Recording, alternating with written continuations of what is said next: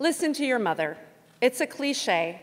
It's the fifth commandment, and it's an imperative for curbing children, young and old, from poor life choices like jaywalking and 64-ounce sodas.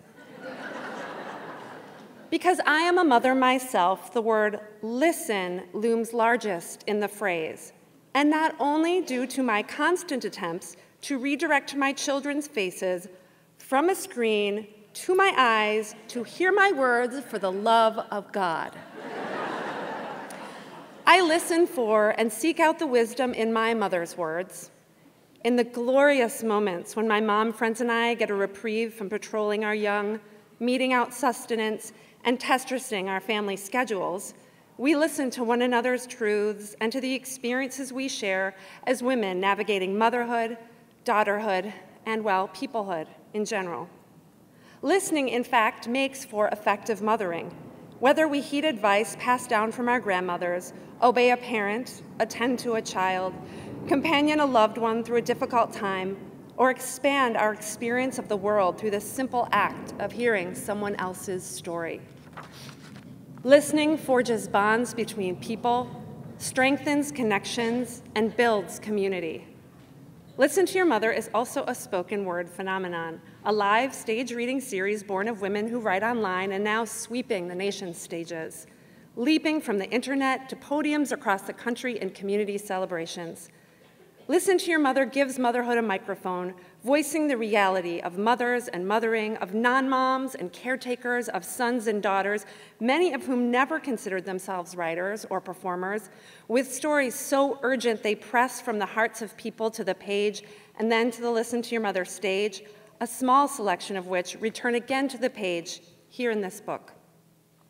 Geographically speaking, modern motherhood has become more isolating than ever, finding many parents without the benefit of extended family living under one roof or even in the same city. For some, the internet likely feels as revolutionary as the first long-distance calls must have felt generations ago, connecting us with catharsis, commiseration, information, support, and best of all, laughter at any hour and from the comfort of our own homes. Thanks to the internet, however, now we need only Google parenting keywords like special needs, single parents, or my 4-year-old growls at anyone who says hello to him, and might find ourselves less alone by forming connections through reading blogs as varied in topic as the aisles in any bookstore. We create online peer support networks, chat over virtual cocktails, and collaborate in online writing groups. Some of those connections bloom into confidants and friends. For some of us, writing through our days and nights, we not only make pen pals, we also find encouragement and inspiration, sometimes leading to professional connections and even careers. My mothering coming of age coincided with the mom blogging boom. My husband traveled constantly for work, and parenting a baby and a preschooler alone through 6-month-long Wisconsin winters, plus crib sheets, time, stomach viruses, drove me to desperation. I took solace in squeezing humor from my sleep-deprived, stay-at-home existence and found comfort in writing through the chaos of a daily obstacle course that often started with a child poking me awake by my armpit stubble before 5 a.m.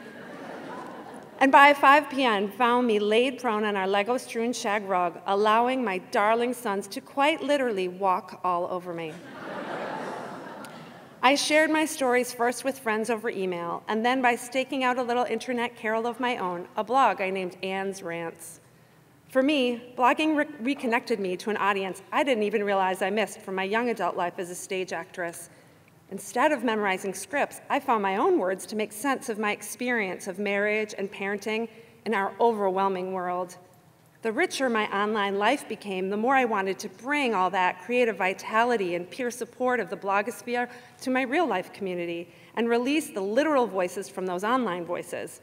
I created Listen to Your Mother to give voice to those words and to make room for the voices of other mothers and men and women making sense of their worlds through writing.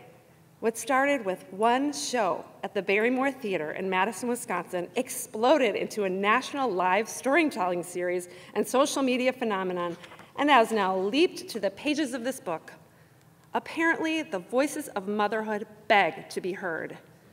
As you read these essays about moms, from the executive to the stay-at-home dad, from the shtetl grandma to the rock and roll mama, from the Maya Angelou texting matriarch to the reclusive wanderer, to the grieving young widow, from hope to hilarity and heartbreak and back again. Think about your own story. Consider writing it down. You don't need a blog or a book or even a show to find your motherhood voice. You need only listen.